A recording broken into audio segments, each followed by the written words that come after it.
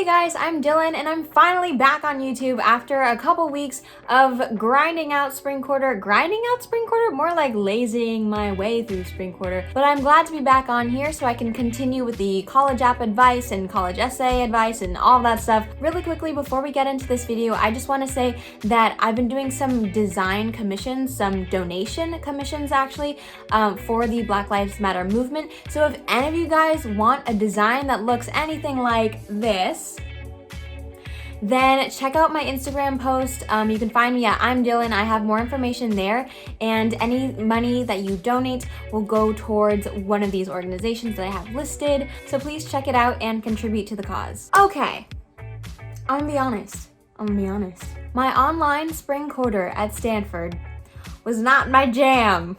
Nah. So, Stanford Online Spring Quarter. This quarter was the one online because of coronavirus, as probably everyone knows by now. You were probably also doing your online school. So, this is my experience from my online school time, and I didn't like it because I was in my room all the time and I was super stressed, but then I also was super lazy and I didn't have motivation to do anything. So that's how it went. Now let me get into my classes and talk about each one of those. If you guys saw my first day at Zoom University, it was rough. And I actually changed my schedule since then. So first of all, I just wanted to say I dropped that econ class that I signed up for, Media Markets and Social Good, because it was so hard. And I've never done econ in my life. It said it had no prerequisites, but they were secret prerequisites that they had. Anyways, it was very hard for me, so I was like, nope, not gonna do this. I was only taking that class so I could get a specific general ed requirement. So instead, I decided to take CS 102, which is about data analysis and data visualization, manipulation, machine learning, regression, stuff like that. It was fine. I had a decent amount of work. I scored really well on all my assignments, like 90s to 100, yet on my midterm, I got a 57. So that was that class. I also decided to drop that Psychology of Stoked class that I talked about, mostly because I already had a really full schedule and I just could not take any more. So the next class that I was enrolled in was Hollywood Bollywood, which explored the musical in America versus Indian cinema. And I thought this class was really interesting. I actually really enjoyed it. However, I did do the bare minimum amount of work. I watched the movies, did the responses, but did not do any of the readings. But it was okay, it was fine. Something you will notice as a common theme is throughout this whole quarter, I did the barest minimum because I just wanted to pass. Yeah, this quarter was a pass or no pass quarter. We didn't have any letter grades, so nothing's gonna screw up our GPAs or any of that. Another class where I did the barest of minimums was an art history class called Art in California, but that class, it just went differently because the teacher was super understanding and would often tell us it's okay if you don't go to class, it's okay if you don't watch the lectures online, it's okay if you don't submit the responses for a certain week. So she was very adapting and understanding that this was a completely different quarter for us. But now you're probably thinking, wow, Dylan, you didn't try very hard in any of your classes. Wait, CS 106B. I busted my butt through that class. That class was amazing, honestly.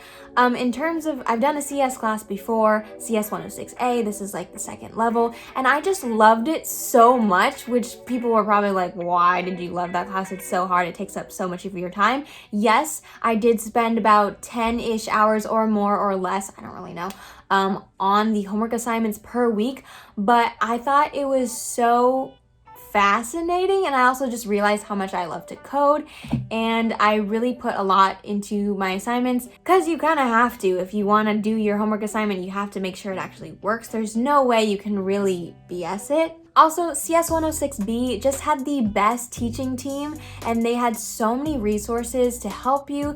There were 2 teachers for the class. All the lectures were recorded, so I never went to class, and I just watched all of them recorded at times that I wanted to. We had section where we talked with our section leader, and then they have this amazing thing, if you don't know about Stanford and the CS program, they have this amazing thing called Layer, which is a help service where you can just sign up into a queue almost every day from 5 to 9 p.m. and you can sign up and get help. And you just send in your Zoom link and then someone will pop up on the Zoom and it'll be another student who has taken the class before or like knows the information. And then they just help you out and you can screen share and talk about the problem and work through it and get to the answer. And it's really, really helpful. I use that service so many times. So yeah, I would just say overall, CS 106B was the most rewarding class, and it also was the best class to transition to this online format. I actually think it's better in an online format than in person because I can watch all the lectures, like I said, on my own time. I can pause, I can rewind, I can watch it at a faster speed. That class was great. My last class that I took was a voice class called Music 73. This class only had 3 students in it. It was strictly just a voice lessons class with my teacher that I've been continuing with since last quarter, and she's amazing, and it was a really fun experience. It was like the only kind of social interaction I really had with anyone, because with my other classes I was never really like engaged in a class. I was mostly just like trying to blaze through the lectures and get through it, do the work, blah, blah, blah. But this class was nice because I could actually communicate, laugh with, talk with, sing in front of these people. But yeah, overall, this quarter was tough for me. I felt like I had a lot of mental health struggles throughout this whole thing, and I didn't really understand why, since I do recognize that I am so privileged where I am and where I'm living, having stable living conditions and not affected by the virus. I never got sick, yet I was just feeling really down a lot of the time. I also had these weekly headaches. It was like once or twice a week I would get this horrible headache that stemmed from my neck and went to my head, and it made me feel like I couldn't do anything, like I couldn't do any of my schoolwork because that's all online and on the computers, and I'm pretty sure that's how I got the headache in the first place, because of the screens and the technology. So when I was experiencing physical pain, that obviously made my mental health not as great either. Also, in the beginning of the quarter, I just got so caught up in like social media and self-image issues, which seems so trivial now compared to what's going on in the world.